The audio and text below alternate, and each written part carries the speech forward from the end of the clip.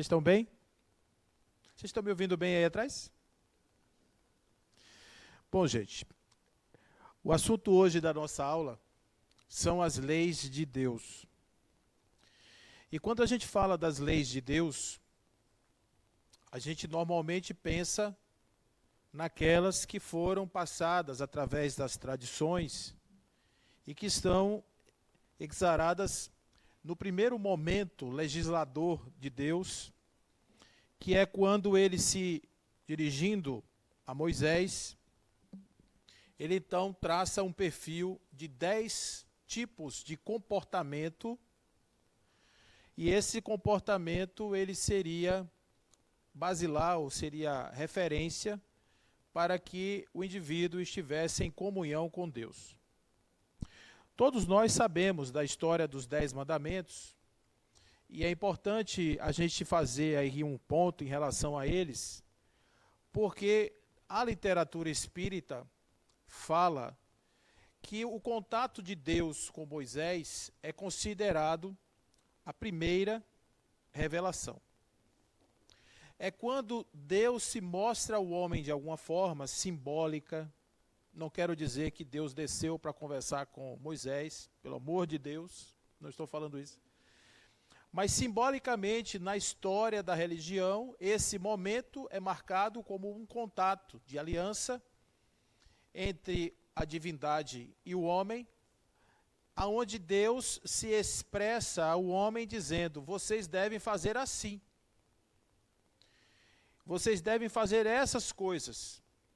E a gente vai lembrar do contexto histórico de Moisés. Moisés era um homem que nasceu de uma mãe hebreia, que vivia no Egito, portanto ele era filho de escravos, e ele estava num momento de perseguição, e a mãe dele teve a ideia de botar ele dentro de um barquinho, soltar ele do rio. Ele então é recolhido pela filha do faraó, é criado como um egípcio, um filho adotivo, mas é criado com todas as honras. E aqui é importante destacar que um filho de faraó tem acesso não somente a um palácio, mas tem acesso a ensinamentos de alto nível. Inclusive, os egípcios eles eram extremamente avançados em técnicas espirituais. Eles tinham templos, eles dividiam os templos em função dos graus evolutivos. Então, eles tinham os templos para os iniciados, tinham os iniciantes, tinham templos para aqueles que já eram os mais avançados, tinham templos para práticas muito sofisticadas do ponto de vista do intercâmbio espiritual, da mediunidade mesmo, falando de forma mais explícita. Então Moisés teve acesso a tudo isso, mas ele tinha um problema, que Moisés tinha um conflito muito grande, porque ele se percebe, ele descobre que ele era um hebreu, vivendo como um egípcio fora daquela condição que viviam seus irmãos. Então aquele episódio, todo mundo conhece, estou aqui chovendo no molhado, é quando Moisés vê um soldado agredindo um escravo, que era um irmão seu de etnia, né, um parente étnico dele, e ele então vai agredir o soldado morre e ele precisa fugir para o deserto. Nesse momento, Moisés tem 40 anos. Esse momento da fuga de Moisés para o Egito tem lá, para o deserto tem 40 anos. Ele chega no deserto, vai se abrigar em uma tribo, a tribo de Jetro, e ele vai se apaixonar pela filha, e vai se casar com a filha de Jetro, e vai viver lá mais 40 anos. Ao chegar perto dos seus 80 anos, ou completando 80 anos, ele recebe a mensagem de que ele deveria ir ao Egito buscar o seu povo. Então ele monta lá um grupo, vai ao Egito, traz o seu povo. Mas que povo é esse? Eram escravos. Como é que você pega um escravo e entrega para o escravo uma terra de salvação? Existe um ditado que diz: é fácil você tirar um homem da escravidão, mas não é fácil você tirar a escravidão do homem. Aquele homem que saiu da condição de escravo, deixou de ter os grilhões que o amarravam, mas mentalmente eles pensavam como escravos. Então foi necessário aí mais 40 anos, vocês estão fazendo conta, claro, né? 40 anos de passeio de Moisés, ele está com 120, chegando às portas da terra prometida, já não eram mais os mesmos que saíram, agora já são outros, porque aqueles morreram, vieram os filhos dos filhos, provavelmente uma terceira geração. Então estão agora renovados, embora culturalmente ainda trazem as marcas da sua história precedente. Então, quando aparecem essas leis, vocês vão ver que são leis absurdamente humanas. Não mate, não roube, não cobice. Vocês já imaginaram se Deus iria se dar o trabalho de escrever leis assim? Se nós estamos falando de leis divinas, nós temos que imaginar, ou então desejar, pensar que Deus é mais do que isso. Agora, para aquele povo que estava ali no meio daquela confusão, essas leis eram as que funcionavam. Então, Moisés teve um truque muito interessante que foi dar atributo divino a códigos humanos, para que as pessoas que estavam num processo de devoção, de idolatria, obedecessem e se condicionassem a partir de procedimentos morais elevados. Então, não matar já era um luxo, não cobiçar já era outro. Não é? A questão da relação com Deus, mais ainda. Então, vocês já conhecem ali os 10, não cobiçar as coisas alheias, guardar a castidade dos pensamentos e desejos, guardar a castidade das palavras e das obras, não furtar, não matar, honrar pai e mãe, etc. Só que quando a gente fala de leis divinas, naquilo que se refere ao plano espiritual, nós não estamos falando disso aqui. Porque a primeira revelação, ela vai trazer o que você deve fazer. A segunda revelação, que é o Cristo, vai trazer o que você precisa sentir, mas não como meta, mas como talvez um indicador. Olha o que é que você pode sentir, olha o que você é capaz de sentir. E a terceira revelação, que é o Espiritismo, vem trazer o que você deve ser, de fato. Então, fazer, sentir e ser. Então, lá atrás, essas leis eram consideradas as leis divinas e até hoje. A gente tem uma ideia que se a gente contrariar uma dessas leis, a gente vai parar onde? Quem tem coragem de dizer? Isso. Porque o juiz, que é Deus, que julga os nossos atos, e olha assim para Paulo e diz: Paulo, gostei não gostei do que você fez, acho que você não devia ter feito desse jeito, você devia ter feito de outro jeito, e você deve ir lá para baixo, para o subsolo. Olha, Paulo, eu gostei muito da sua camisa, acho que você realmente tem futuro com ela, vai lá para cima. E aí aparece uma pessoa que é uma criança, que chegou no mundo agora, e Deus olha para ela e diz: ó, você não fez nem nada de bom nem ruim, fica aí quietinho no meio. De novo, gente, a gente precisa esperar mais de Deus, vocês concordam comigo? É pueril demais imaginar que o universo funciona, que os buracos negros, que os planetas, que as asas de uma borboleta, que um neurônio, que um olho humano, que toda a alma, que tudo mais, a criação, tudo é absolutamente fruto do acaso, que não existe nenhum tipo de inteligência, E entendendo que existe uma inteligência, é meio absurdo pensar que a inteligência seja capaz de regular os nossos microatos, a nossa vida pessoal. Então, de novo, nós estamos falando de outras leis. E quais são essas leis? Como é que nós podemos ver essas outras leis? Começamos, então, por um outro tipo de mandamento, que não é mais comportamento. Vocês concordam que eu posso não matar ninguém e desejar matar todo mundo? Posso?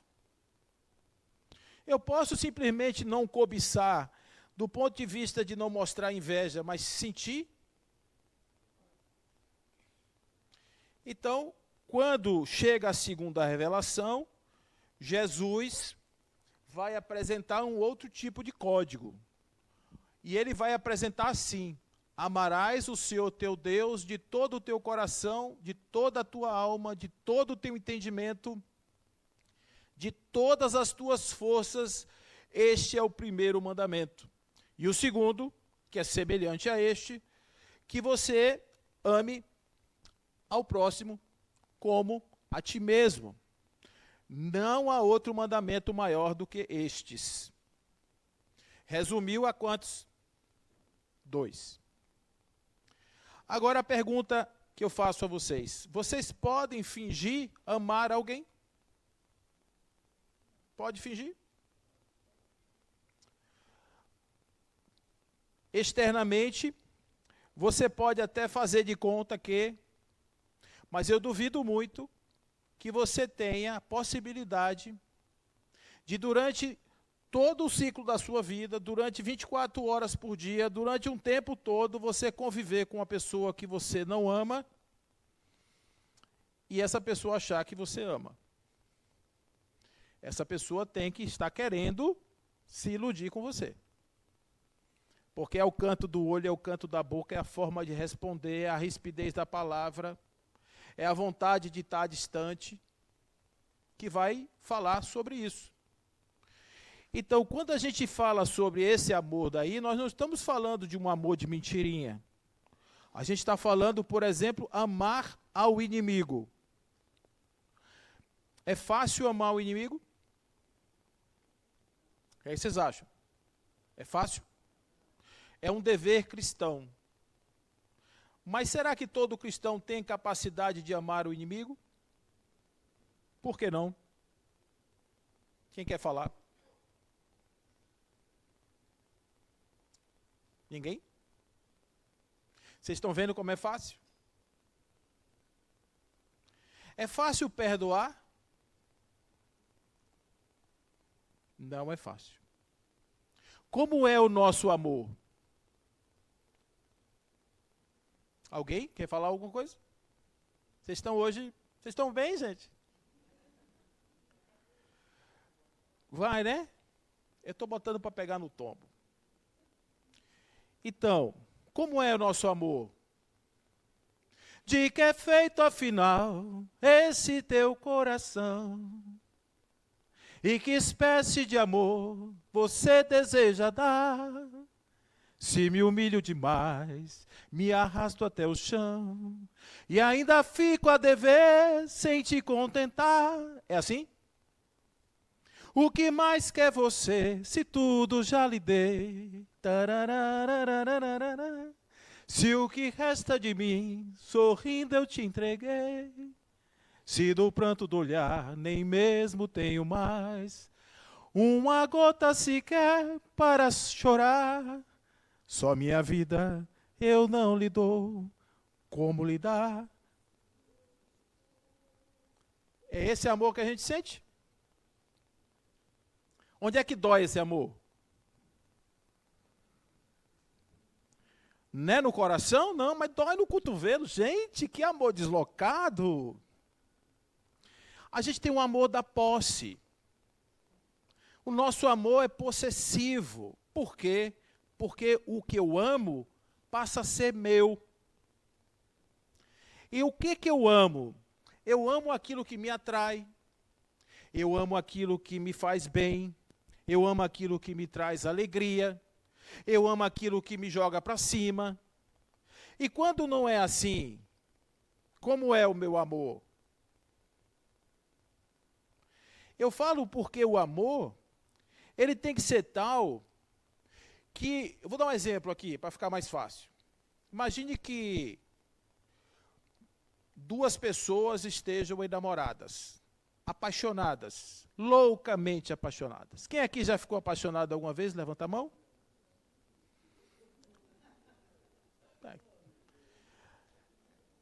É bom, gente, estar apaixonado? É bom, né? Borboletas do estômago. Pé virado assim, né? Então, esse amor, imagine duas pessoas loucamente apaixonadas e de repente acabou o amor. O amor acaba. Aí uma pessoa vira para outra e diz assim, a mulher diz para o rapaz, querido, eu não te amo mais. É bom? Não, né? Chega, dói aqui, né? Imagine que o outro está cheio de amor, porque o problema é que o amor da natureza, ele só dura 3 anos.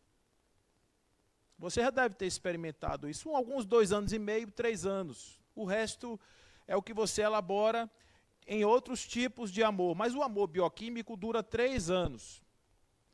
Então, quando seca, não seca nos 2 de vez. Devia ser assim, a natureza devia secar os 2, mas seca um e depois o outro. Isso é que é perversidade.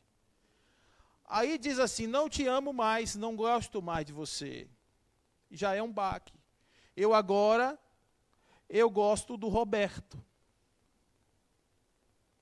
Como é que o namorado se sente?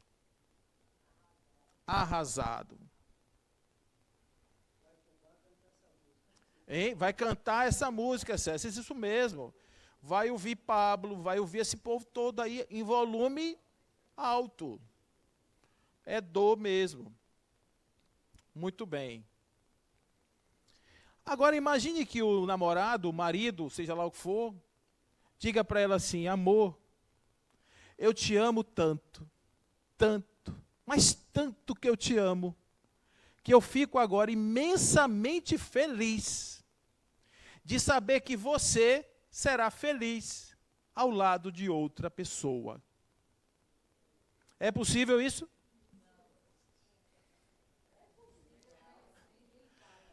Diga, e o nome disso é amor incondicional.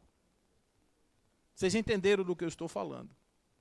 Porque se eu te amo, eu quero que você seja... Então, opa.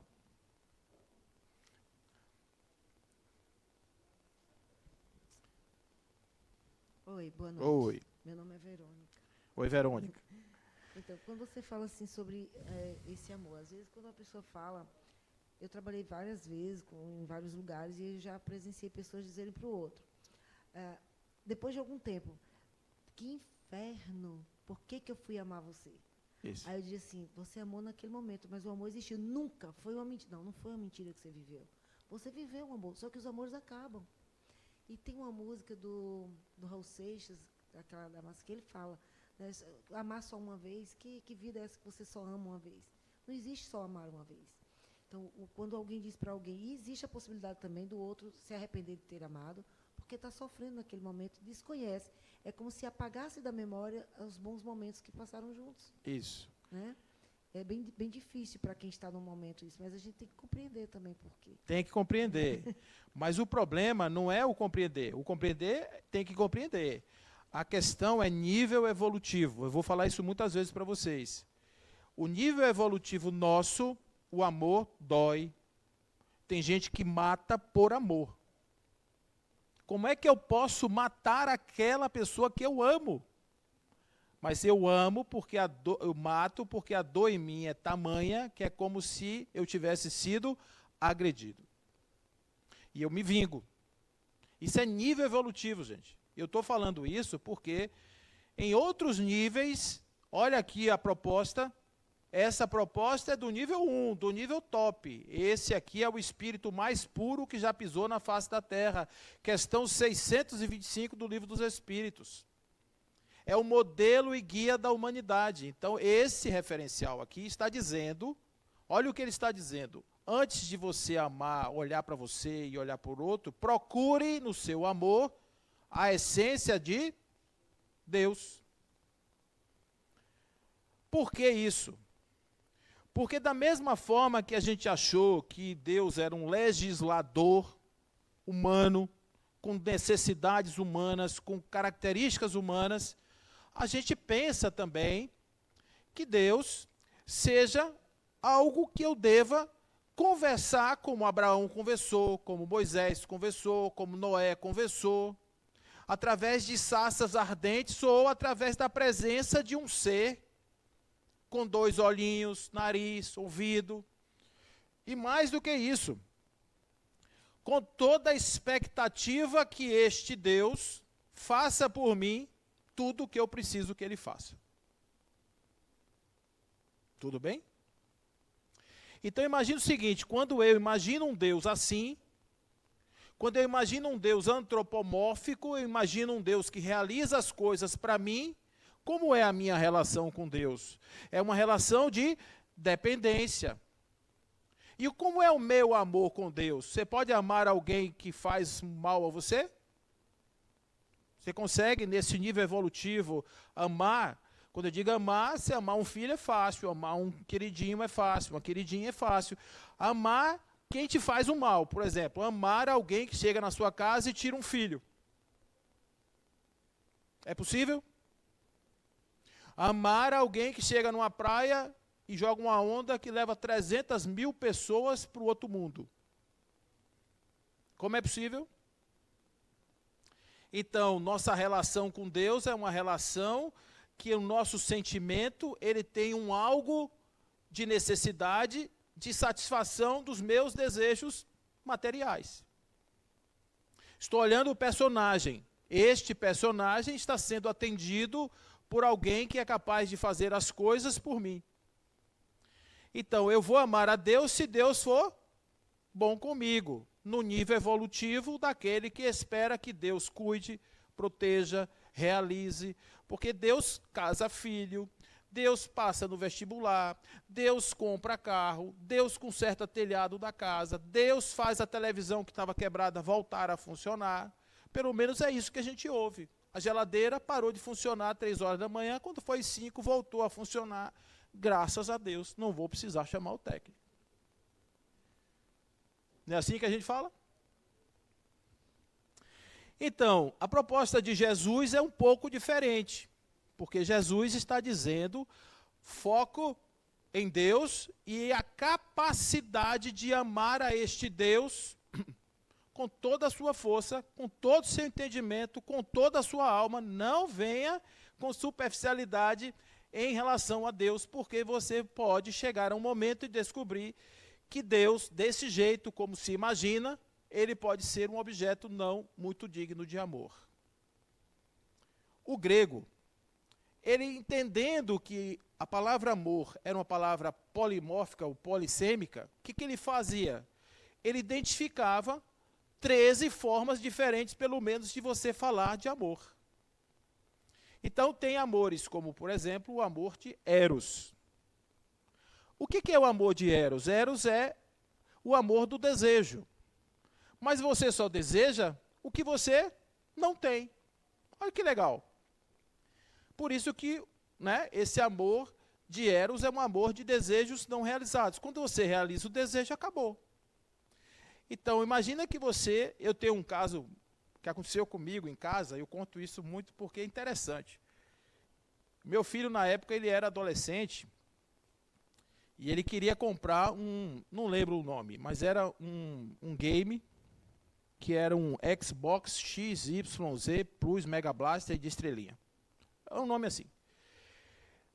Aí era muito caro, e eu não tinha como comprar. E ele ficava me pirraçando, fazendo propaganda. Meu pai, você sabia que o processador do Xbox XYZ com estrelinha tem capacidade de fazer não sei o quê, não sei quantos megaflops? Ele sabia tudo. E eu dizia, João, muito interessante. Meu pai, você sabia que o jogo tal, assim, tal, tem uma realidade ampliada que melhora as coisas cognitivas? Um vendedor, pensa um vendedor. Aí meu cunhado viajou para os Estados Unidos, lá era um pouquinho mais barato. Eu aproveitei e disse, rapaz, traga esse negócio aí, porque eu não aguento mais ouvir esse menino falar desse Xbox. Pense 3 noites virada. Esse cara recebeu esse Xbox e não largava. Ele se ia a noite toda, e no outro dia, e o final de semana, e eu também. E ficávamos ali os dois, e ele lá. Na semana seguinte, era 2 horas por dia. Depois, uma vez por semana. Uma vez 15 dias. Uma vez por mês. Era um canto. E o game lá.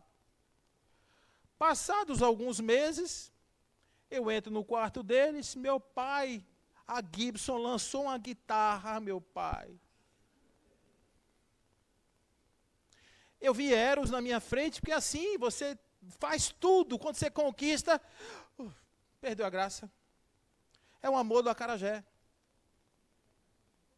Sexta-feira de tarde, você sai do trabalho, aquela fominha, final de semana, sapé caiá, bangalelê. Aí você chega e dá uma vontade de comer o acarajé. Você vai ali, é Dinha, né? Dinha, Dora, o nome assim. E você pega aquele acarajé com aquela Coca-Cola gelada, crocante, come o primeiro acarajé, realiza seu desejo. E o segundo é igual? O quinto nem rola, né? Isso é Eros, gente.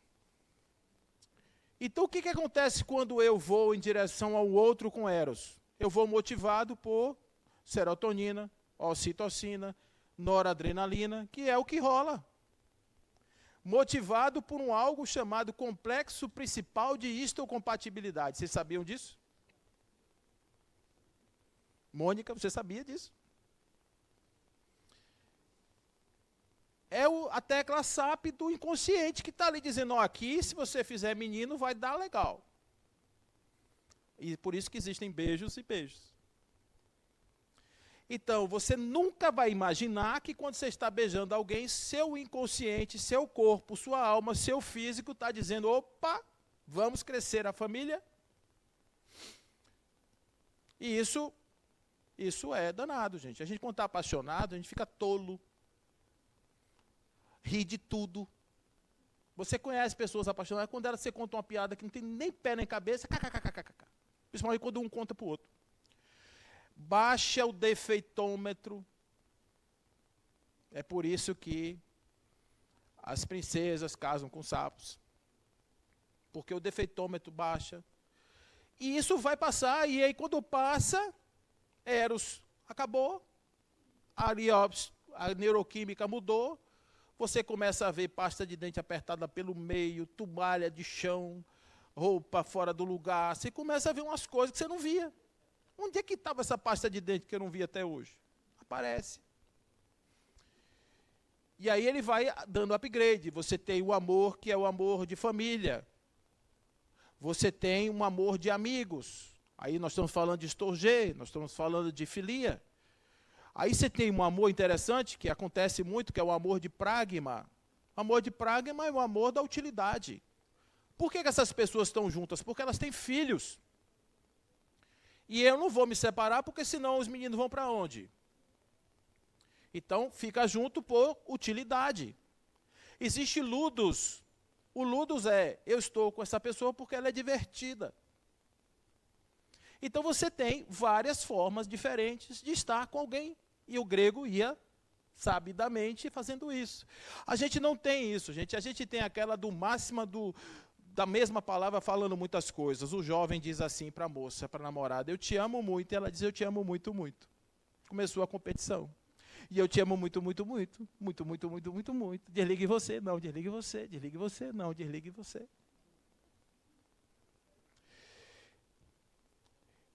Aí, o outro nível é você sair do personagem, você sair dessa casca e ir além. Imagine que eu seja capaz de te amar, não pelo que eu vejo, mas pelo que você é, em essência. Porque se eu começo a entender que Deus está em todas as coisas, e aprendo a amar a Deus do jeito que Ele é, e não do jeito que eu gostaria que Ele fosse, em olhando todas as coisas nas quais Ele se manifesta, sou capaz de amar as suas manifestações, porque sei que elas são Deus. Jesus falava nisso.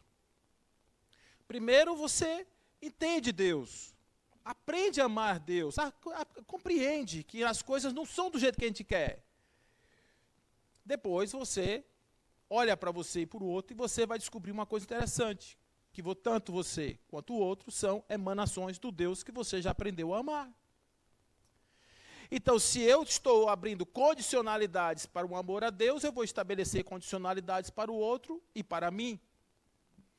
Então, as leis, a lei do amor, por exemplo, que é uma lei de harmonia, é uma lei de campo harmônico. O amor significa a composição harmônica de todas as forças.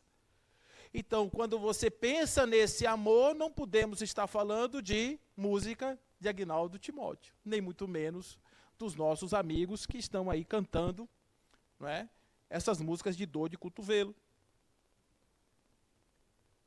Ok? Então, olha só, esse outro nível aqui, isso aqui é um upgrade. Sai do não faça isso, menino, para, opa, vamos pensar diferente, eu e o Pai somos um. As coisas que eu faço não sou eu quem faz, mas o Pai que faz por intermédio de mim. Jesus está vivendo uma unidade com Deus e está dizendo, você precisa se sentir na unidade divina para que você possa deixar Deus fluir por intermédio de você. Então, quem buscar a ordem moral do cristianismo, achando que o cristianismo impõe uma regra, e se você fizer essa regra, se você cumprir essa regra, você vai para um lugar legal, pense duas vezes, porque Jesus dizia, ouviste o que foi dito, não matarás, porque quem matar será réu de juízo. Eu, porém, vos digo, aquele que pensar mal do seu irmão, já será réu de juízo. E ele vai além, não adulterarás, porque todo aquele que adulterar será réu de juízo. Eu, porém, vos digo, todo aquele que pensar em adulterar, já terá adulterado. É o que você faz? Não, é o que você pensa, é o que você sente. Por isso diz, não pecar por pensamentos e atos. Então eu fico achando engraçado, muitas pessoas querendo conter esses sentimentos, achando que estão enganando quem? Deus? A gente vai entender, gente, que as leis divinas, elas são leis que estão fora do nosso entendimento, porque quando a gente quer entender a ordem do mundo, a gente entende a ordem do mundo como leis humanas. Como são as leis humanas? As leis humanas, pelo menos eram assim, né, até pouco tempo atrás. A comunidade estabelecia um critério de funcionamento social, de relações humanas, escrevia em um código e estabelecia uma tipificação criminal caso você não cumprisse o que estava ali escrito. E aí, para isso, existia todo um arcabouço processual para que você pudesse ser avaliado em função do grau de comprometimento seu com aquela ordem legal. Se você estivesse ok, absolvido. Se você não estiver ok, você será condenado. E em função da sua condenação, você terá uma pena. Isso é uma lei humana. Qual que é o problema da lei humana? A lei humana muda, gente. A lei humana muda. Então, se a gente pegar 200 anos atrás, aqui em Salvador, chegássemos ali no Pelourinho, a gente ia ver o quê? 1815, 1820, a gente ia ver o quê? Escravos, acorrentados, tomando chibatada no meio da rua. E o homem com chapéu de coco, passando com pão embaixo do braço, indo para casa como se aquilo fosse uma coisa normal. É ou não é? Isso era uma lei humana. Estabelecia uma regra, é certo, é correto, está dentro da lei, pronto, está tudo certo. Mas nem tudo que é lícito me convém, dizia Paulo. Nem tudo que é aberto, possibilidade de realizar conforme leis humanas, estará em conformidade com o meu desenvolvimento espiritual e a minha conformidade com as leis maiores, que são as leis divinas. Não estamos falando do decálogo. Né? Vocês devem estar curiosos saber para onde é que Paulo vai chegar com essa conversa. Mas eu quero dizer a vocês que quando eu pego isso aqui, se eu largar, o que vai acontecer? Vai cair e vai quebrar. Porque existe uma lei que não depende de ninguém, não depende de mim, de vocês, que rege todo o funcionamento do cosmos e que, inclusive, e tem uma consequência se eu fizer o quê? Se eu simplesmente, conhecendo essa lei, abandonar esse objeto no ar. Ele vai bater no chão e vai quebrar. Então, observe que a lei divina, ela não diz para mim, Paulo, não largue o apontador no chão. Ela diz assim, todo objeto largado no ar, no planeta Terra, será atraído para o centro do planeta. O nome disso é queda. Acelerado a uma força da gravidade. Então, observe que lei natural não muda. Porque em 1800, em 2000 antes de Cristo, em 10.000 antes de Cristo, em 20.000 antes de Cristo, se alguém largasse o apontador ia fazer o quê? Ia cair. Então, as leis natureza, as leis da natureza, as leis do cosmos, as leis da ordem, as leis que tudo criaram, elas são leis divinas. Por que que o amor é uma lei divina? Porque todo o universo caminha para a harmonia. É uma tendência nossa caminhar para a harmonia. É o que Paulo diz na questão 1019 do Livro dos Espíritos, 1009. Gravitar para a unidade divina, eis aí o destino de toda a humanidade. Essa teotropia, esse teotropismo, essa ideia de irmos a Deus, de estarmos sempre atraídos a uma coisa maior. Isso é a essência do ser. Por que que nós somos atraídos a isso? Porque nós somos divinos, somos essências de Deus, atraídos à unidade divina, à harmonia de Deus, somos atraídos pelo amor. E vocês devem estar se perguntando, e por que que a gente não é essas belezas todas? Porque, simplesmente, nós somos simples e ignorantes, conforme questão 115 do Livro dos Espíritos. Então, o Espiritismo vem dizer, você, ser espiritual, passou por vários estágios evolutivos, hoje você é um espírito com E maiúsculo. Esse espírito com E maiúsculo, que somos todos nós, ele também vai gradar até chegar à sua condição de ser um espírito puro, ou um puro espírito. Enquanto isso não acontece, a aquisição de consciência, o despertar da consciência, habilita este espírito a cometer erros, a fazer bobagens. Por quê? Porque ele é ignorante. E é ignorante porque não sabe. Então, nós não sabemos o que somos, pensamos que somos o que achamos que somos e fazemos as coisas baseadas em uma ilusão. Vou fazer uma pergunta aqui para a gente continuar nesse papo, que é o seguinte, quem aqui gosta da desilusão? Levanta a mão. Gosta? Débora gosta da desilusão. Mais alguém? Não, né? Vocês devem estar pensando que Débora é masoquista. É verdade? Quem pensou isso? Levanta a mão. Pensou? Ó lá, amiga lá, pensou. Mas Débora talvez seja a única pessoa consciente entre nós, sabe por quê? Porque ela gosta da verdade. E nós gostamos da ilusão. Porque a desilusão é deixar de estar iludido.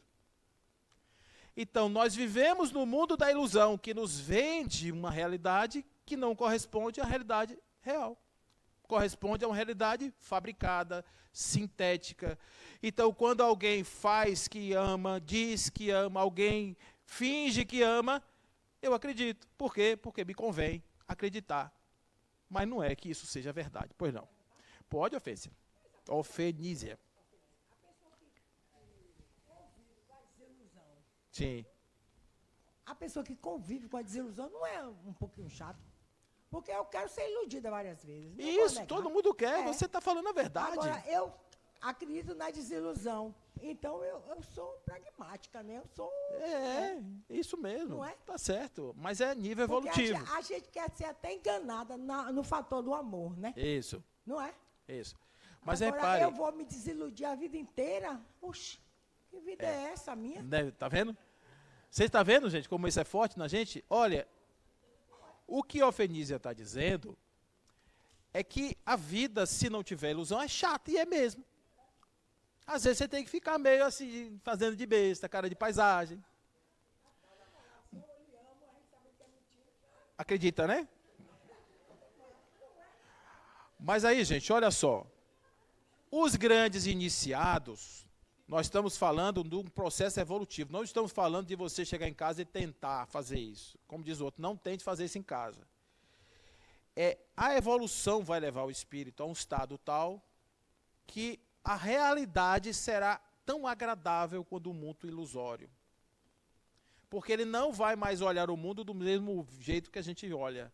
Ele não vai mais esperar do mundo a mesma coisa que a gente espera. Ele não vai ter mais as carências infantis que nós temos. Ele não será mais assim como nós somos. Ele será de tal forma preenchido de si mesmo que a sua alegria será simplesmente ser do jeito que é. Então, um indivíduo que é um espírito mais evoluído, ele nasce na condição mais abjeta e ele é um ponto de luz que quem chega de junto dele se ilumina. Vocês devem ter conhecido várias pessoas assim na vida de vocês. Então, observe que nós estamos falando aqui de algo que é extremamente importante a gente compreender, que nós estamos num estágio de evolução. E essa evolução leva a gente se decepcionar, doer, etc. Isso está na lei, gente. Porque se não fosse assim, como é que nós seríamos criados? Extremamente lúcidos, claros, perfeitos, e não teríamos esse tipo de perrengue. Por que nós temos? Porque na natureza tudo evolui.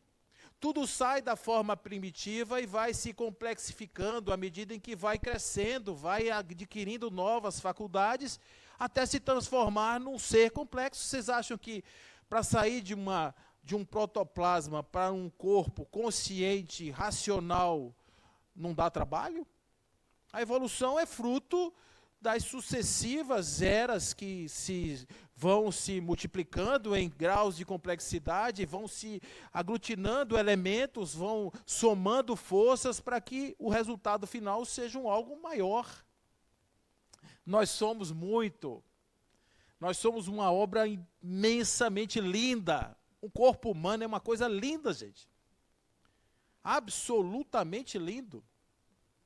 E a gente pensa, o que a natureza fez para criar esse corpo com essa perfeição? Mas tem alguns que não nascem com os braços. Tem outros que nascem sem o olho. Aí você diz, aqui houve um erro da lei. Não. Porque olhando na perspectiva espiritual, aquele corpo foi plasmado por aquela consciência por conta da necessidade evolutiva dele. É da lei. Então, quando você se entrega a Deus, você compreende que tudo é porque é. Porque deve ser. É justo, é merecido. É a lei. Bom, aí vem Allan Kardec, que era um cara bem pesquisador, e pergunta assim, o que se deve entender por lei natural? A lei natural é a lei de Deus. A lei natural é a lei que não foi criada por ninguém, que existe mesmo que o homem não saiba que ela existe. Isso é uma lei natural. É uma lei que está na natureza em todas as coisas. Ela naturalmente existe. Então, a lei natural é a lei de Deus. É a única verdadeira para a felicidade do homem. Ela indica o que ele deve fazer ou deixar de fazer, e ele só é feliz de fazer, e ele só é feliz quando dela se afasta. Não, está errado. Só é infeliz. Isso aí está errado. Só é infeliz quando dela se afasta. Tá certo? Então, você tem uma lei natural e você é um ente da natureza. Onde é que está a sua felicidade? Em estar em consonância com a lei. Por quê? Porque a lei não vai agir sobre você. Você está fazendo aquilo que o oriental fala, gente, dançando com Deus. Você se entrega a Deus e confia que tudo o que está rolando está certo. Então você vai no fluxo das coisas. Isso quer dizer que você seja acomodado? Não. Decididamente não. Mas quer dizer que quando você olhar para a sua vida, você tem o direito de mudar a sua vida, mas você tem o direito, o dever de compreender por que você está no lugar que você se encontra. Pois não. Boa noite. Eu Boa. fiquei pensando sobre essa questão de você internalizar as leis e praticar. A questão da liberdade, que a gente às vezes troca e a gente acha que liberdade é você fazer tudo o que quer. E aí eu fiquei pensando até no próprio conceito de autonomia, quando diz assim, né, o sujeito, quando é que ele é autônomo? Quando você internaliza as leis, toma as leis para si e pratica. Então, eu fiquei fazendo essa relação, que quando você age dessa forma, buscando a lei natural, eu acho que é a mais pura liberdade, porque você age de forma tão simples que você não fica escravo dos desejos. Uhum. Isso. Lembrando, como é seu nome? Selma. Selma. Lembrando, Selma, que a escravização do desejo está na lei. Tá certo? Por que eu digo isso e faço essa referência? Porque nós não estamos num lugar fora da nossa condição.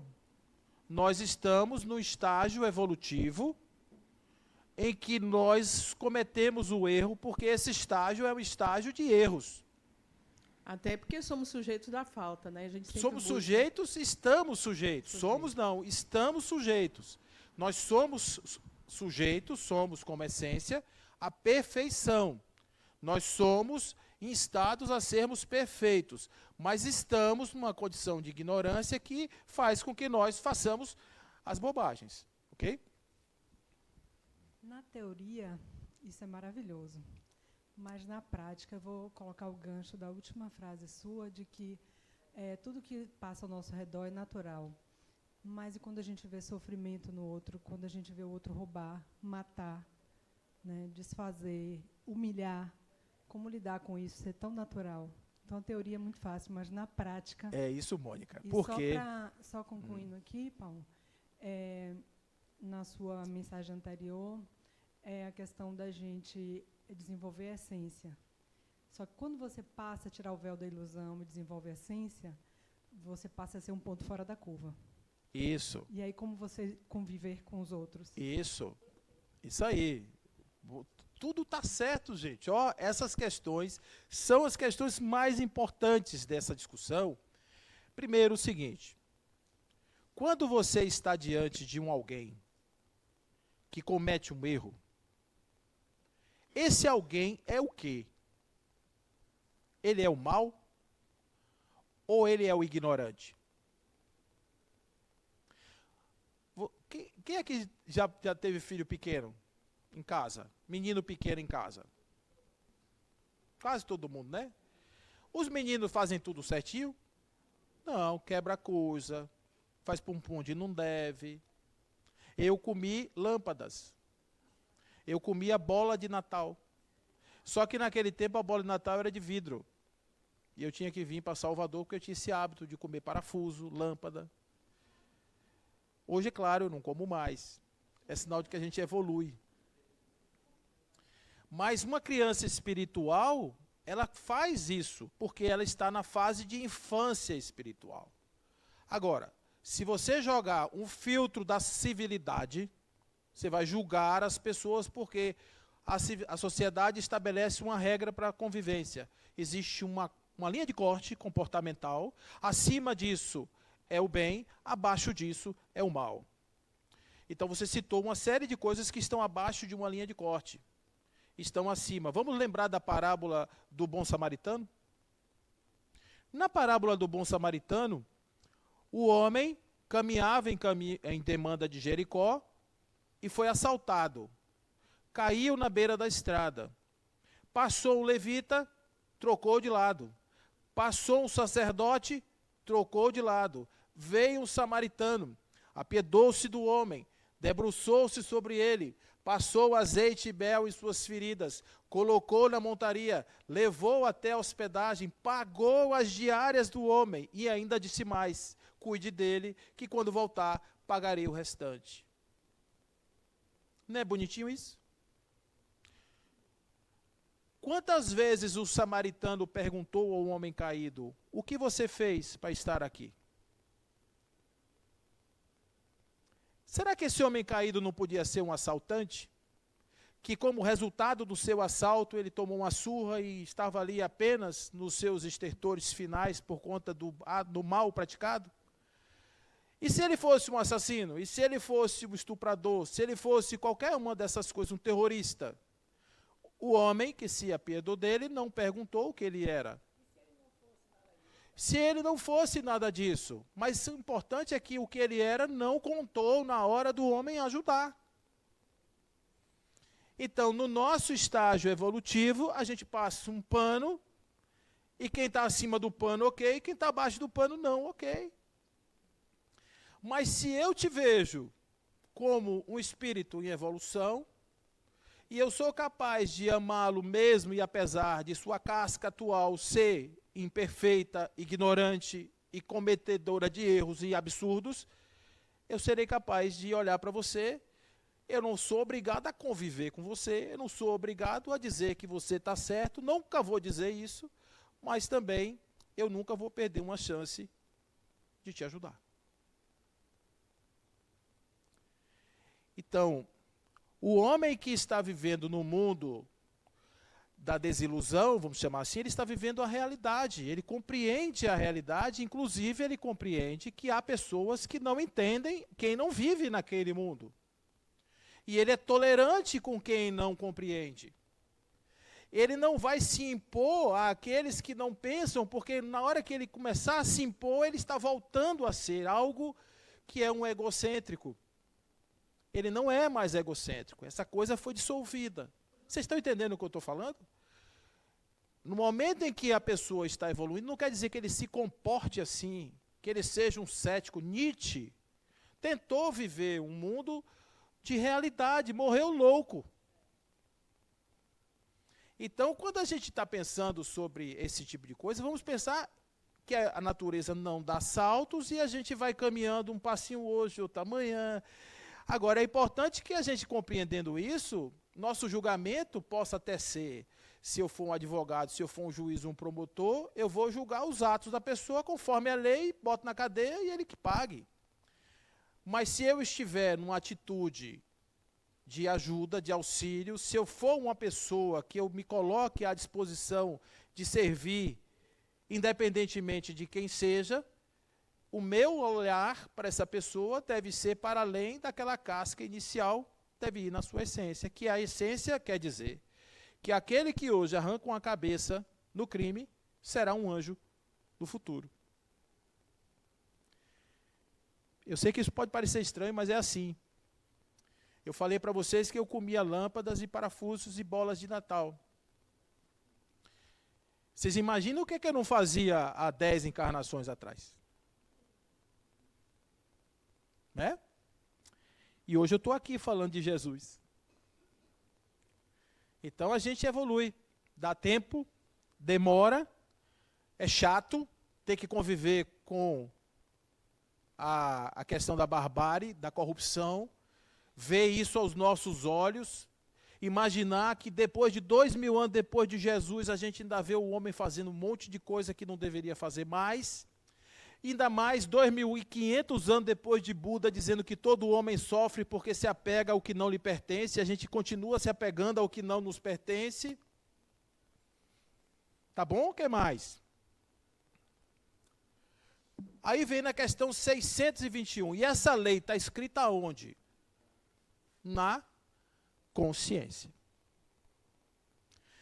Nós sabemos dessa lei. Nós sentimos essa lei. Essa lei existe dentro de nós. Ela só não está sendo acessada porque o nosso nível de consciência é absurdamente superficial. A gente não faz um mergulho e tentar ouvir a voz da consciência. Normalmente a gente não ouve. A consciência diz assim, por exemplo, uma moça chegou para mim e disse: Paulo, eu não sei o que eu fiz. Deve ter sido coisa de outra encarnação. Ou então porque Deus não gosta de mim. O que foi, amiga? Aquele marido. Ele chega em casa bêbado, só quer saber de jogar bola, me trata com uma rispidez imensa. Que coisa horrorosa esse marido. Eu não sei o que eu fiz para ter esse marido. Eu sei. Ela tomou um susto. Olhou para mim e disse: você sabe, Paulo? Como que eu fosse assim, aquele Messias. Eu disse: eu sei, você escolheu ele como marido.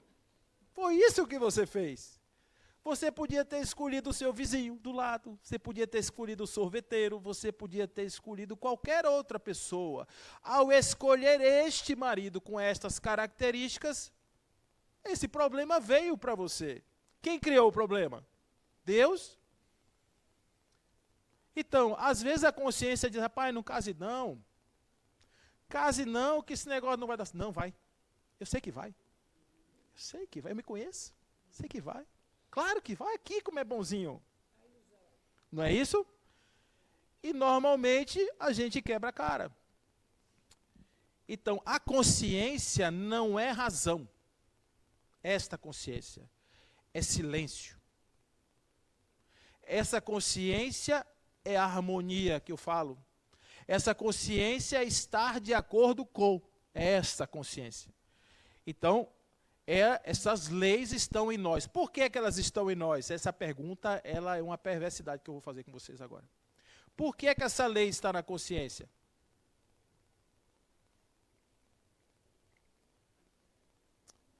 É perversa essa pergunta que eu fiz. Por quê? Por que que eu já trago ela dentro de mim?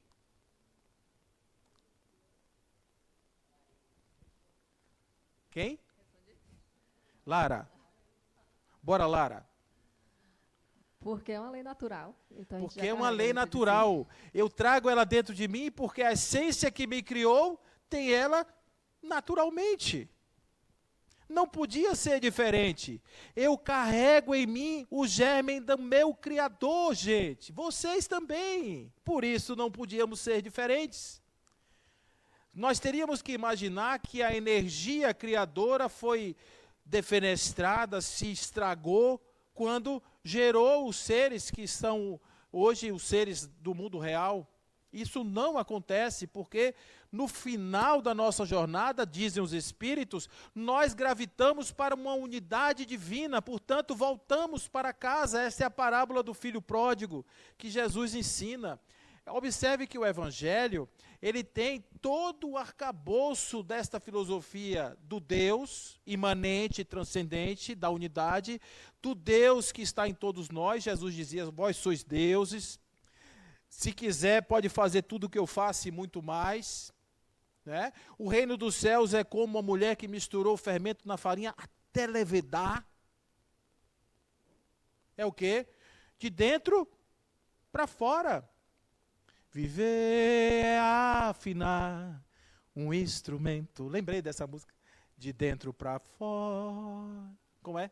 de fora para dentro, a toda hora, a todo momento, de dentro para fora, de fora para dentro. É assim. Então, a gente vai vivendo, afinando um instrumento que já existe. Toda a perfeição do Espírito já está no Espírito. O Espírito precisa realizar a perfeição que já se encontra dentro dele.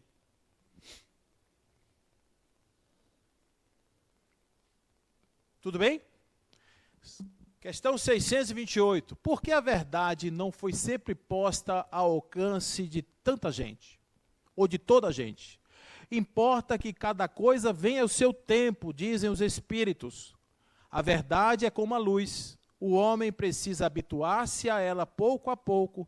Do contrário, fica deslumbrado. Vocês lembram de quê quando vocês ouvem essa frase? Lembra de quê? Essa ideia das últimas palavras aí, dessa resposta, é 2.500 anos atrás. 2.400. É a alegoria da caverna de Platão. Não é assim? A pessoa está iludida, vendo as imagens ali na frente, vivendo no mundo das imagens, das fantasias.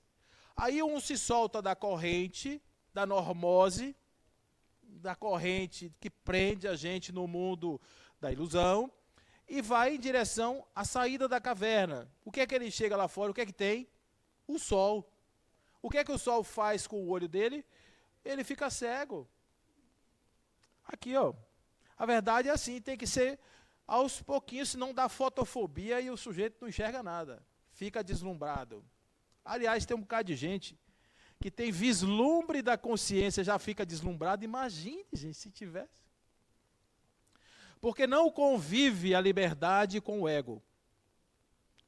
Né? Essa questão do ego, não é que o ego seja ruim. O ego, se a gente não tiver ego, fica esquizofrênico. A questão é como você integra o ego na sua realidade. Porque quando o ego projeta ser algo que você não é, ele está te enganando. Por isso é que tem uma frase antiga que diz assim, o ego é o maior inimigo do eu, e o eu é o melhor amigo do ego. Certo? Tudo bem aí? Então, naquele momento de Jesus, naquele momento de Moisés, não dava para rolar um papo desse. Já pensou se Moisés tirasse aqueles homens da escravidão lá do Egito e dissesse, gente, vamos ter um papo aqui metafísico sobre Deus? Jesus dizia, eu não posso vos dizer as coisas que eu gostaria de dizer. Mas se vocês me amarem, e deixando claro, vocês vão ter a oportunidade de fazer isso, façam, leiam o Novo Testamento, e na hora que Jesus diz assim, se vocês me amam, troquem a frase para, se vocês confiam em mim, que vocês vão ver que o significado é o mesmo. Então, se vocês me amam, se vocês confiam no que eu estou dizendo, vocês fazem o que eu estou pedindo. E eu rogarei ao Pai, e Ele vos encaminhará um Consolador, que haverá de ficar convosco para sempre, e que haverá de vos dizer coisas que hoje eu não posso dizer, que vocês não vão entender. Então, 1857 anos depois, os Espíritos estão dizendo, porque eles imaginam que no alvorecer do século XX, que no início, né, está ali o ápice do iluminismo, do positivismo, da ideia, do racionalismo absoluto, o homem seja capaz de entender algo além da matéria. E os espíritos invadem o mundo a partir do dia 31 de março de 1848, na cidadezinha, lá no condado de Hydesville. A cidade de Hydesville, o condado de Rochester, na verdade, em Nova York. Bom, então, observe o que a gente está vendo aqui. Que tudo no universo é organizado. Tudo no universo faz parte de uma ordem. Então, quando a gente pensa lá no Big Bang, como é que foi esse Big Bang? Alguém sabe aqui? Eu não sei não, mas eu vou contar só uma pequena história que foi o que eu consegui entender. É o seguinte, vou contar do jeito que um cientista contaria. Uma vez o nada, absolutamente nada, sem absolutamente nenhuma lei, nenhuma força, nenhuma energia, o nada resolveu explodir. E quando o nada resolveu explodir, ele criou o hidrogênio. Parece o hidrogênio tem um próton e um nêutron, é uma coisa absolutamente simples.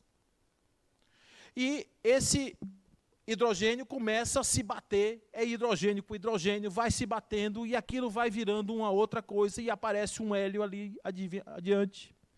E as coisas vão criando complexidade, e quando eu falo assim, esse tempo, pensem que já vai bilhão de anos rolando aí nessa história. E aí começa a formar os maciços, e esse maciço começa a gerar energia, começa a consumir energia, e de repente pensa que não, aquilo começa a se transformar em oxigênio, carbono, e vai explodindo e vai gerar o resto da tabela periódica.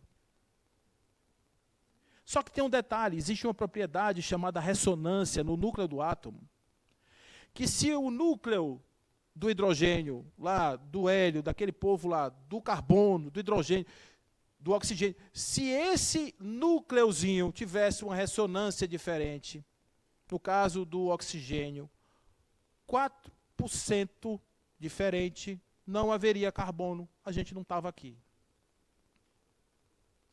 Então, tudo parece que converge para que o mundo seja, o universo seja exatamente do jeito que é uma lei. É muita coisa, gente.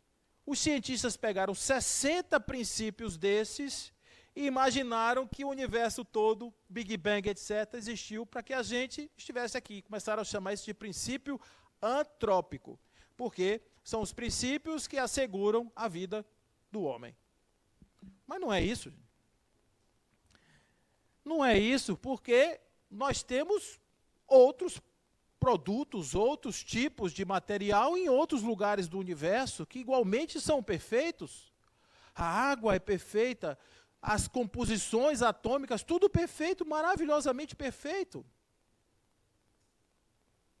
Então, essas coisas que são essas coincidências, entre aspas, estão regidas por quem? Por uma inteligência suprema, que faz com que as coisas sejam, que as coisas se elaborem, que as coisas sejam do jeito que são. É por isso que quando Allan Kardec pergunta na questão número 1, o que é Deus, a resposta é inteligência suprema e causa primária de todas as coisas. Então, inteligência suprema, tudo está seguindo uma ordem inteligente, que é Deus, que está fazendo tudo. Então, nós temos aqui o infracosmos, que é essa primeira noção. Não sei se o desenho melhor seria esse, porque não está contido, não sei se estaria contido, mas o que eu quero dizer aqui, em termos de substância, em essência, o infracosmo, elementos são baseados naquilo que é a essência do universo. Esses elementos vão se constituindo em formas, as formas vão se constituindo em sistemas, e os sistemas vão dando origem àquilo que a gente chama de universo. Mas toda a nossa construção está baseada em um princípio fundamental. Então, a resposta que os espíritos dariam para um cientista que diz que o nada explodiu é: ô Tolinho, pensa um pouco mais, que o acaso, o nada, não gera nada. Tem que ter alguma coisa. E aí a gente vai chegar na grande ordem do universo, que é o que garante tudo isso funcionar de maneira harmônica. Então, quando você sai de manhã e abre a janela do seu quarto, quem está lá no céu? O sol, não é isso? Mesmo que tenha uma nuvem, você sabe que ele está por cima porque o dia está claro. Você confia que o sol vai estar lá. Vocês já acordaram algum dia com dúvida se o sol vai estar ou não no dia? Não. Por quê? Porque vocês já viram acontecer isso tantas vezes que vocês dizem assim: não, isso aqui é natural. É natural você botar uma semente no chão e ela germinar, é natural. É natural uma embriogênese, né? O espermatozoide lá fecundou o óvulo, não sei o que e tal, gerou uma pessoa. É natural. Mas tudo é tão natural em plurais manifestações que você diz assim, a inteligência de Deus se espalha em todos os cantos e recantos do universo. Então, existe aí uma ordem. Só que tem um detalhe por trás dessa ordem. Essa ordem tem, de maneira substancial, ela tem o caos. O caos, nesse caso, faz parte da ordem. Mas ele é caos na minha observação, mas esse caos é uma forma como a ordem se constrói. Quando eu jogo uma pedra em cima da água do lago, a água do lago fica toda agitada. Daqui a um pouco ela vai... Porque as forças estão atuando de maneira contrária para buscar a harmonia. Enquanto as forças estão atuando, ali existe uma espécie de desordem, mas ela faz parte de quê? Da ordem. Está confuso isso para vocês, gente? Está tudo bem? Está confuso? O caos é um elemento fundamental para que a ordem se estabeleça. Porque todo movimento é caótico. Imagina o seguinte, meu pé está aqui. Eu quero andar. Eu tiro o meu pé daqui e boto para cá. O que acontecia com o meu pé que estava ali? O que aconteceu com ele? Desapareceu, né? O pé que estava aqui desapareceu. O que você está vendo é o que está aqui. É o mesmo pé, mas aquele dali sumiu. Então, no mundo das aparências, é mais ou menos assim. Tudo se destrói para que outro surja. A semente se destrói para que a planta apareça. Por isso que existe uma lei, que é uma lei de destruição. Então, onde é que está a ordem? No equilíbrio. Porque não existe a perda do equilíbrio. Existe um equilíbrio, apesar de todas as besteiras que a gente faz. Não é verdade isso? Agora, não é fácil equilibrar isso, porque olha como ele é. São bolinhas que você tem que... São muitas variáveis que você tem que equilibrar para que isso não se perca. Então, aí surge essa ideia do bem e do mal. Questão 629. Qual é a definição que se pode dar à moral? A moral é a regra do bem proceder, de distinguir o bem do mal, e funda-se na observância da lei de Deus. A nossa moral é baseada na lei de Deus ou na lei dos homens?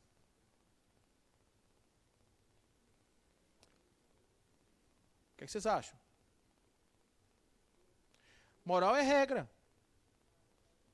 Moral vem de mores, não é isso? De regra. Então, moral é regra. Então, eu vivo em função da moral. Então, quando a moral está ditando um determinado padrão, eu chamo de normal. Só uma coisa importante da gente... A palavra normal vem de norma, e norma é uma medida estatística, tá? Tem a ver com quantidade. Então, se todos nós tivéssemos só um braço, ou melhor, se a quantidade de pessoas com um braço fosse maior, muito maior do que as pessoas com dois braços, ter dois braços seria normal, anormal, e ter um braço seria normal. Porque a estatística diz isso. Então, quando a gente está falando sobre essa moral, estamos falando sobre uma observância da lei de Deus, uma moral maior do que simplesmente a mera moral humana. As meras ordens humanas. É por isso que Jean-Yves Leloup, Pierre Weil e Roberto Crema escreveram um livro interessante chamado Normose, a doença da normalidade.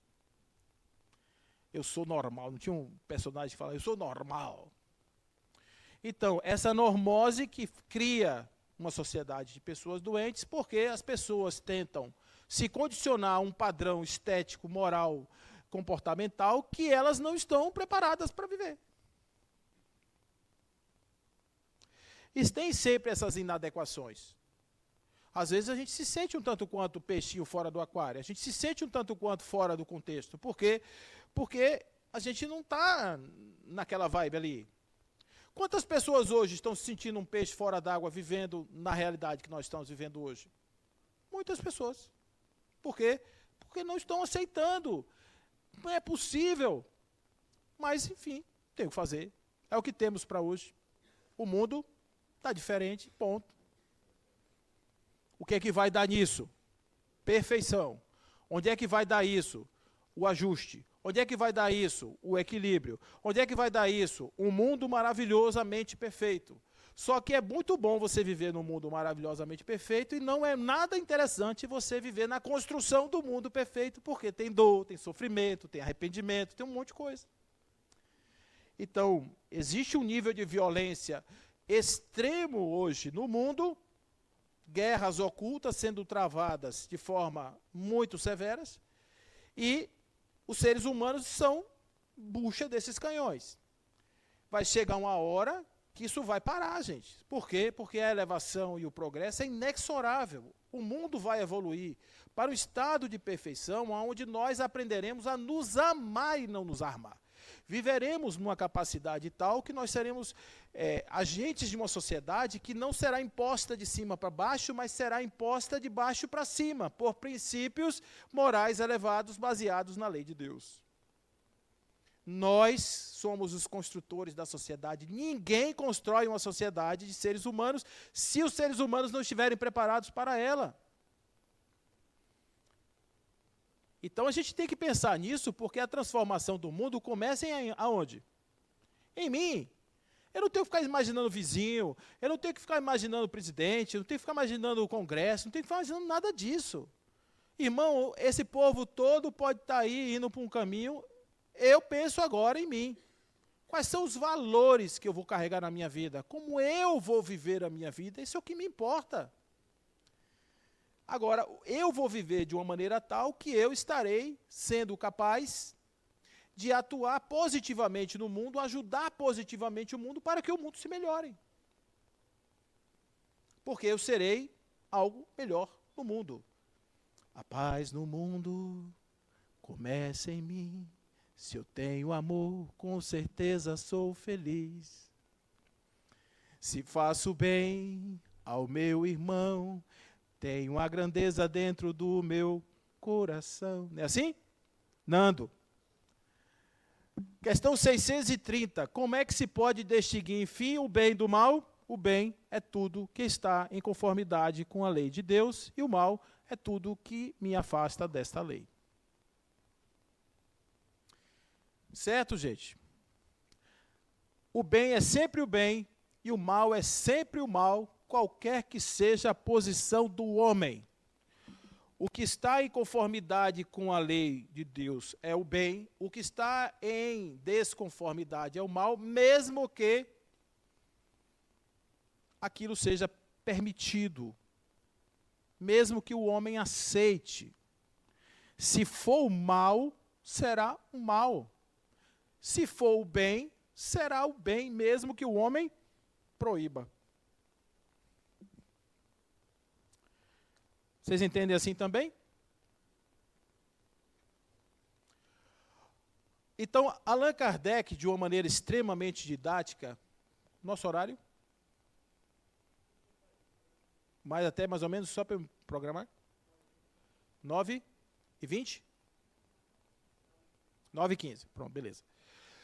Então, Allan Kardec, de uma maneira extremamente didática, ele prepara essa escala das chamadas leis naturais ou leis divinas que vocês vão encontrar na parte 3ª de O Livro dos Espíritos. Lá na parte 3ª vocês vão encontrar uma introdução da lei natural, da lei divina e todas essas leis. Agora, eu fiz uma bobagem uma vez e vou justificar a bobagem que eu fiz, porque eu pensei assim, humanamente humano. Eu pensei, para que eu possa fazer alguma coisa, eu tenho que existir, correto? Qual seria a primeira lei? Reprodução.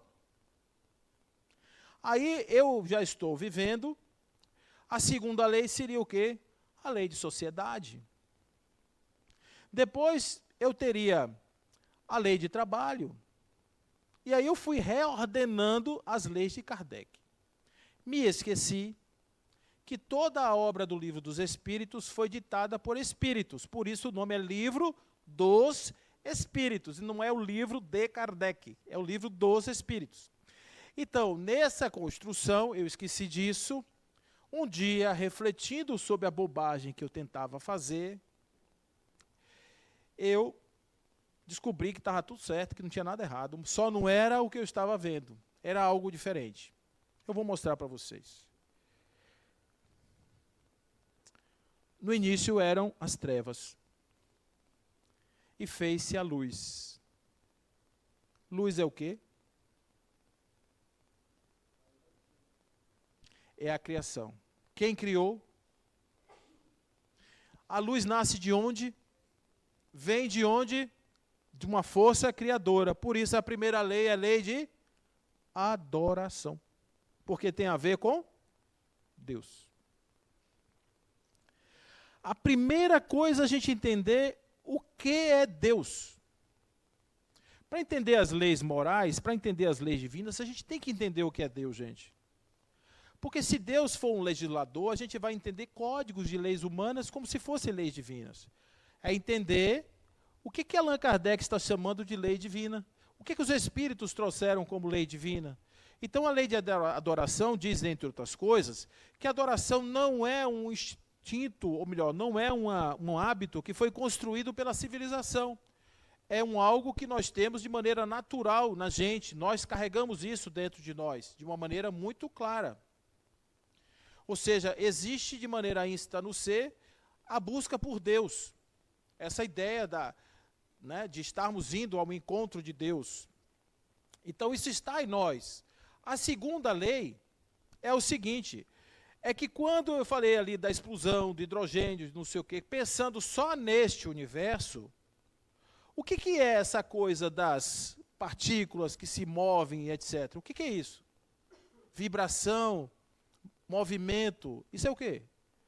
Na física, todo movimento trabalha, é trabalho. É trabalho. Deus, movimento. Deus, ação. Ação é trabalho. Aí, o que acontece no âmbito humano, na questão humana? Nós trabalhamos, já que nós não somos partículas que nos fundimos uns aos outros para fazer combinações atômicas, nós fazemos combinações sociais. Nós estamos num outro nível de trabalho, onde as nossas relações humanas aperfeiçoam todo o processo cósmico, do processo energético do universo. Quando a humanidade do universo inteiro, ETs, marcianos, etc., todo mundo estiver vibrando num uníssono harmonioso, o universo será totalmente harmonia. Então, a harmonização do ser consciente em busca de si mesmo contribui para a harmonia do universo. É por isso que, na questão 132, Allan Kardec, perguntando às entidades sobre por que ou para que Deus submete o espírito à encarnação, a resposta é para fazê-lo chegar à perfeição. E existe um outro benefício na encarnação, é fazer com que o espírito ocupe a parte que lhe cabe na obra da criação. Então, é fazer com que nós saiamos da condição de desorganizadores do cosmos para sermos trabalhadores de Deus. Dentro do nosso papel, pequeno papel. Então, ao criar seus filhos, ao constituir sua família, ao constituir o seu trabalho, ao dar o seu quinhão de força para que alguém coma, alguém produza algo, alguém tenha a possibilidade de ter um lugar para viver, você está trabalhando numa sociedade, numa comunidade, como a célula trabalha para produzir uma enzima lá para o corpo que vai precisar para digerir, etc., para funcionar tudo certo. Mesma coisa. Então, antes de falar de qualquer coisa, a gente tem que falar de movimento, de trabalho. Por isso, o trabalho é a segunda lei. Eu ficava pensando assim, nossa, por que Kardec fez isso? Aí depois vem 3 leis. Essas 3 leis, elas não nasceram na codificação espírita. Elas são 3 leis antigas. Chama Código Trimurti. Aqui nós temos essas leis, que são a lei de reprodução, de conservação e de destruição. Observe que a destruição é uma lei natural. Se eu perguntasse a você, se não houvesse a morte, o que aconteceria no planeta? Se não tivesse morte, superpopulação. Alguém mais? Hã? Ia faltar comida. Mais alguém?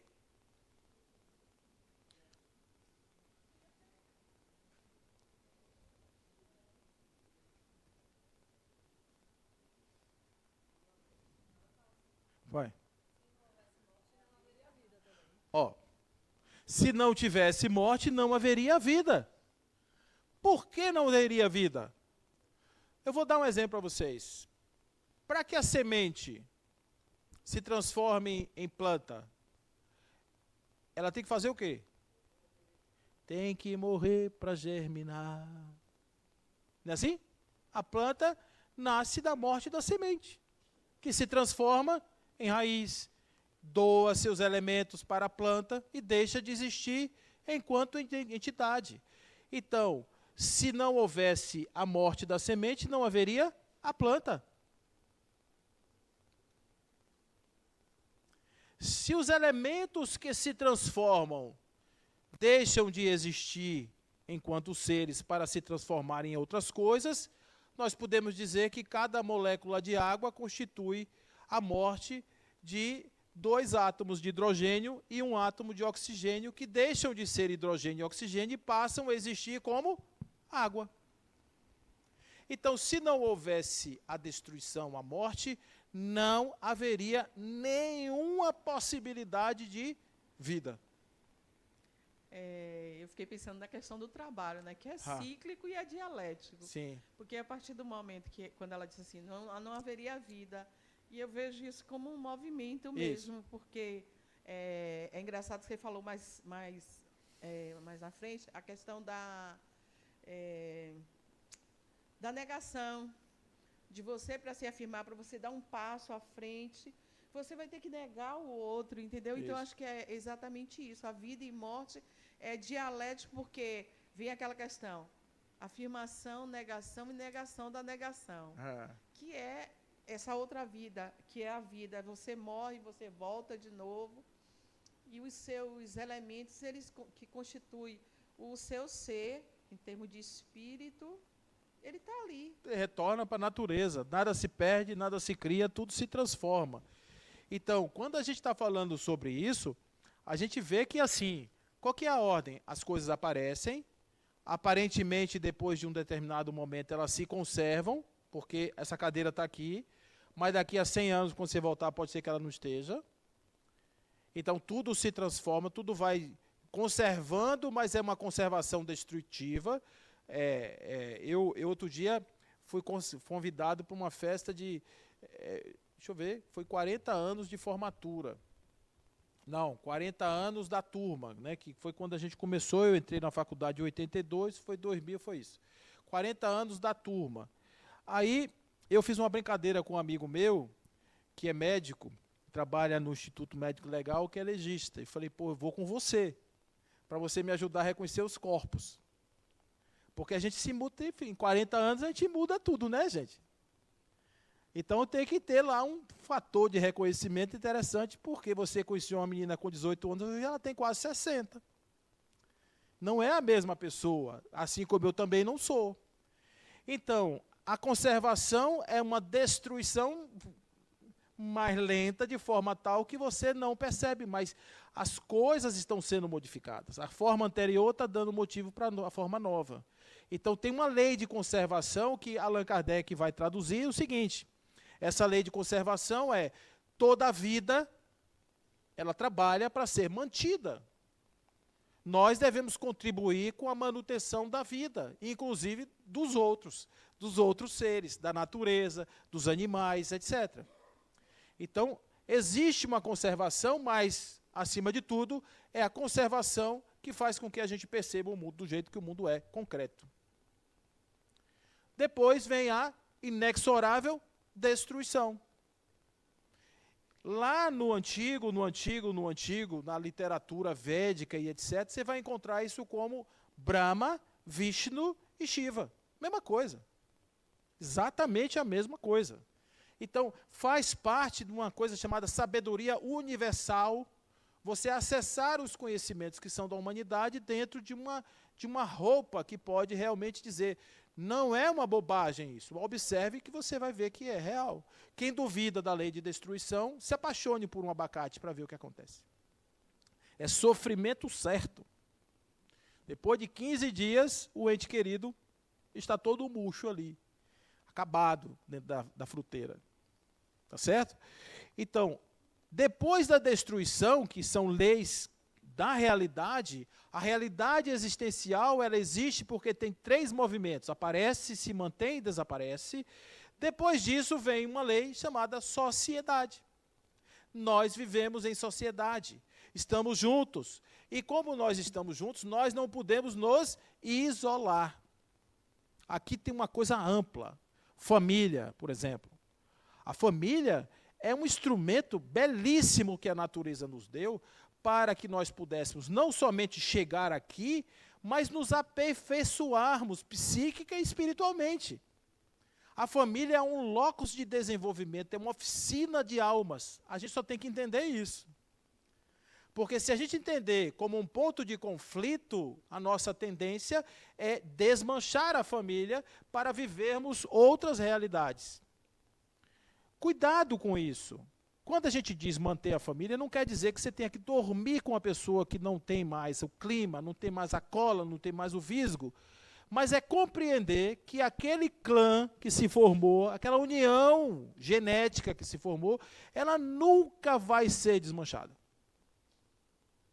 Do ponto de vista da constelação familiar, do ponto de vista energético, aquele clã não se desmancha nunca. E quanto mais a gente nega, pior fica.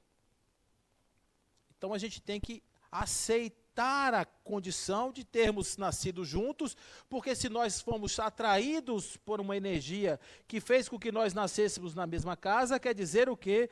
Que eu e você temos muito mais algo a conversar do que simplesmente as meras conversas do dia a dia.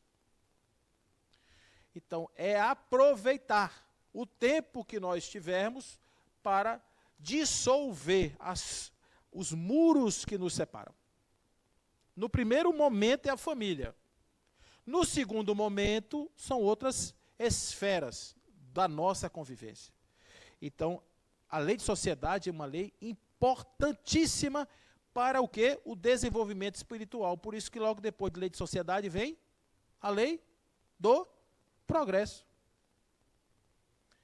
Observe que do ponto de vista psíquico, tem um inconsciente. O inconsciente é um mar de conteúdos que a gente não consegue mergulhar. Assim, eu vou ali no inconsciente e já volto. Não é bem assim. Primeiro, as coisas que estão no inconsciente, que é muito em volume, muito maior do que o que está no consciente, elas estão totalmente desorganizadas do ponto de vista da nossa lógica racional. Elas não têm forma, elas estão convivendo com o seu oposto muito bem ao mesmo tempo, elas não têm a mesma estrutura. Então, se eu tiver acesso, assim claro, ao conteúdo do inconsciente, como eu tenho, vou me lembrar aqui da matemática, eu lembro, no inconsciente, se eu fizer isso, eu vou ter acesso a coisas que não vão representar, a princípio, aquilo que eu imagino que seja, porque são conteúdos simbólicos. Então, esse conteúdo do inconsciente, ele vai aparecer nos sonhos, nos atos falhos, vai aparecer em uma série e principalmente no outro. Aí é que ele aparece mesmo. Porque quando Pedro fala de Paulo, eu sei muito mais de Pedro do que de Paulo. Eu preciso de você como espelho da minha alma. Eu só tenho que entender que na hora que eu estiver olhando para você e que eu estiver com vontade de voar no seu pescoço, é porque você acessou uma área minha do inconsciente, uma ferida aberta que eu, antes de voar no seu pescoço, eu tenho que te agradecer por ter me trazido à luz algo que em mim atrapalha o meu desenvolvimento espiritual. Aprender a viver com as diferenças é, sobretudo, reconhecer-se como um aprendiz e ser capaz de ter no outro o livro aberto de si mesmo. Não parece estranho isso, mas é verdade. O nosso inimigo deveria ser considerado o nosso melhor amigo. Sabe por quê? Porque é a única pessoa que pensa na gente o dia todo. Amigo não ajuda a gente não, gente. Você faz uma bobagem imensa, aí o amigo diz assim, tranquilo, fique tranquilo, tudo certo, tem nada errado, é assim mesmo, a gente erra mesmo. E é aquela mão de ânima ali passando na cabeça. O inimigo diz assim, não, você errou porque você é burro mesmo, você errou porque você é mau, você errou porque você é irresponsável. Diz na cara. É claro que você não vai se deprimir com isso, você vai entender, vai filtrar, vai assimilar. Agora, se eu tiver uma baixa autoestima, quando o cara virar para mim e disser assim, pô, você tá barrigudo, eu vou ficar muito zangado com ele e fico sem falar com ele uma semana. Eu tenho que ouvir o meu amigo que está me vendo por uma perspectiva que eu não estou me vendo, porque eu estou vivendo na ilusão de mim mesmo, achando que eu sou. Né? Eu estou me achando, mas na verdade quem está de fora está me vendo de outro jeito. Eu nunca esqueço, uma vez eu fui passear no shopping e eu estava com uma roupa nova me achando. Estava todo elegante andando, porque diz que quando a gente está bem arrumado até o andar fica mais bonito, né? Aí eu estava todo assim, espivitado, andando e tal, e daqui a pouco eu fui subir uma escada, ouvi uma ressonância diferenciada. Ou seja, a sola do meu sapato largou. E eu estava andando com a sola do sapato solta e quem olhava via eu tirando onda com o sapato quebrado, gente. E eu não vi. Alguém devia dizer assim, coitado, alguém tem que avisar ele que o sapato quebrou, que o pneu furou. Alguém tem que falar alguma coisa para ele. A caridade faz isso. Irmão, seu sapato está quebrado. Ô, irmão, obrigado. Mas o outro deixa a gente passar vergonha na rua. Percebe, gente? Então, a lei de sociedade é importantíssima, por isso que a lei de sociedade diz que o homem se desenvolve em sociedade, isolado, ele se embrutece, ele estiola, ele não consegue crescer. Depois dessa lei de progresso, a gente tem uma lei de igualdade. O que essa lei de igualdade diz? Que nós somos iguais. E somos iguais? Vocês acham que nós somos iguais? Eu estou passando o olho aqui e estou vendo um bocado de gente diferente. Todo mundo é diferente. Uns são maiores, outros menores, uns são mais gordinhos, outros têm mais cabelo, têm menos cabelo, uns são homens, outros são mulheres, etc. Então nós temos aqui pessoas diferentes, cores diferentes, texturas diferentes, posições diferentes. Então a gente não pode dizer que a gente é igual. A gente é diferente. Se a gente estiver se vendo como corpo, somos diferentes. Onde é que a gente é igual? Nos espíritos? Não também. Sabe por quê? Porque nós somos espíritos que temos vivências diferentes. Então, eu já vivi 2 vidas, você já viveu 12. Então, você é muito mais evoluída do que eu. Teoricamente, você aprendeu mais do que eu. Hã? Isso, e você já captou a história. Eu ainda tenho 10 vidas para correr para chegar onde você está. Então, espiritualmente, nós temos diferenças. Onde é que nós somos iguais? Na essência. É na essência que nós somos iguais. Sabe por quê? Porque a gente nasceu do mesmo jeito e vamos terminar do mesmo jeito. A diferença é o caminho. A diferença... 5 de cabeça para baixo? Ah, sim. Então, a diferença está no caminho, a diferença está na forma, a diferença está no estágio, a diferença está aí. Mas a essência não muda, porque a essência é sempre a mesma. Então, se eu quero achar a igualdade do mundo, eu tenho que me pegar nos corpos? Não, gente.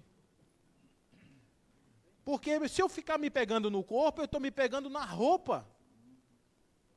Eu estou dizendo o seguinte, ó, as pessoas de roupa azul ficam ali, as pessoas de roupa escura ficam ali, as pessoas de roupa verde aqui no meio. As pessoas de roupa amarela vêm para o canto de cá. Aqui tem uma fronteira entre você e você. Corpos. Aí esse aqui morre, nasce verde, e na outra vida ele vai defender o grupo de lá e vai abandonar o de cá. Por quê? Porque a roupa é passageira, é que nem o vento, é que nem a nuvem. A essência é que não muda. Então, se eu quero reconhecer o meu irmão como igual a mim, eu preciso amar a Deus sobre todas as coisas, com toda a minha força, com todo o meu entendimento, para que eu olhe para o outro e, ao invés de chegar à expressão externa, eu veja quem? A mim mesmo. A essência que sou eu.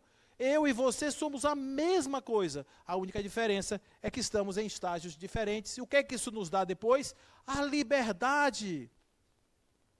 Eu deixo de estar preso a essas convenções, eu me liberto desses conceitos meramente humanos e me torno capaz de amar com justiça e caridade.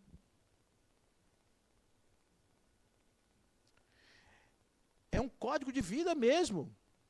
É um estágio. Nossa, uma coisa que eu aprendi, eu tenho um mestre, professor, que eu tive a oportunidade, a felicidade da minha vida de conviver assim, muito perto, que é Dr. André Luiz Peixinho. E ele me ensinou uma coisa que é, Paulo, tudo na vida é escala evolutiva.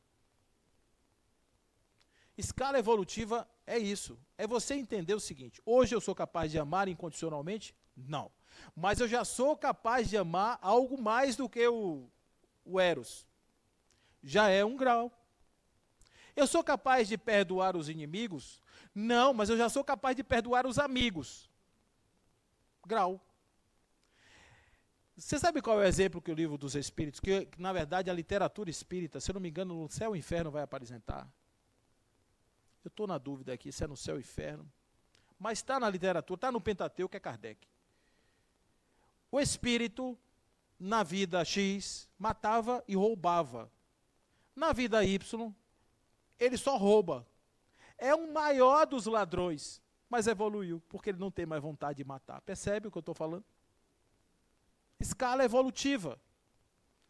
E quando a gente se coloca assim, a gente estabelece níveis que estão dentro da nossa condição de atingimento. Porque se eu botar a régua lá em cima, eu não vou atender, vou me frustrar, e por isso muitas pessoas desistem da caminhada, porque acham que não dá para fazer. Dá, gente, tudo dá. E todos os dias é desafio. Você conquistou uma meta, estabeleceu uma meta para si mesmo. Conquistou essa meta, o que você faz? Puxa a régua um pouquinho para frente. E outra. E outra. E tem uma coisa importante quando você compreende isso, é que você passa a entender que o lado, aquele cara, aquela pessoa que está com você, também tem sua régua evolutiva. E às vezes ele não tem a mesma capacidade de pular o que você pula, de aguentar o que você aguenta. Então, respeite o nível evolutivo do outro. Isso é tolerância. As leis de Deus, elas não vieram para nos engessar, elas vieram para esclarecer, para trazer liberdade ao espírito, para trazer a possibilidade da gente construir uma vida melhor, gente. Sem essa coisa da culpa, sem essa coisa do crime, sem essa coisa do devedor. Imagina, eu nasci devedor porque Adão e Eva resolveram coisar em um determinado lugar, não tenho nada a ver com eles. Me deixe fora disso. Se eu estivesse lá, dizia, menino, não faça isso, está errado, não sei o que, tal, Deus não vai querer. Pronto. Mas, enfim, a gente se liberta disso, passa a ser construtor. Eu sei de onde eu venho, eu sei para onde eu vou, e o caminho é meu, eu escolho. Eu vou escolher o caminho pior, eu escolho um caminho melhor, mais tranquilo, porque eu sei que se eu ferir aquilo que eu causei, volta. Por que volta? Porque a energia da equilíbrio é assim, eu desequilibro, a força harmônica vem, puxa de volta para o centro, essa volta é a lei do retorno. Age sobre a fonte do desequilíbrio que sou eu. Então, se eu compreendo esse movimento, o que é que eu tenho que fazer, gente? Parar de jogar pedra no rio, parar de ferir as pessoas. Eu tenho que parar de desequilibrar, porque o amor é o sentimento que nos harmoniza, que permite que a gente caminhe. 919, para acabar, hei de haver muitos que dizem ser positivos, o presente incerto o futuro. Esta é exatamente a ideia que estamos encarregados de eliminar do vosso íntimo. visto que desejamos fazer que compreendais esse futuro, de modo a não restar nenhuma dúvida em vossa alma. Por isso foi que primeiro chamamos a vossa atenção por meio dos fenômenos, capazes de ferir-vos os sentidos, e agora vos damos instruções, que cada um de vós se acha encarregado de espalhar. Com este objetivo é que ditamos o livro dos Espíritos. Apenas para que a gente aprenda o que a gente está fazendo aqui e como é que a gente pode ter uma vida melhor do ponto de vista moral, do ponto de vista ético e do ponto de vista existencial. Caminhar para Deus, ir em direção à luz, sermos luz do mundo, sermos sal da terra. Esse é o nosso objetivo. O resto é ignorância. O resto é falta de compromisso com a gente mesmo. O resto é ilusão. Então, quando a gente tira o doce do mundo, vê o mundo do jeito que o mundo é, e vê a realidade da liberdade do espírito do jeito que está, a gente pensa como espírito. Porque quando estamos no mundo espiritual, desejando, implorando uma encarnação, a gente faz. Porque no mundo espiritual eu quero que o vejo lá que é possível. E aqui na Terra a gente precisa desejar o que é possível no planeta, que eu tenho certeza a gente vai conseguir. Um dia a gente vai conseguir. Fique em paz, em nome de Deus, que assim seja.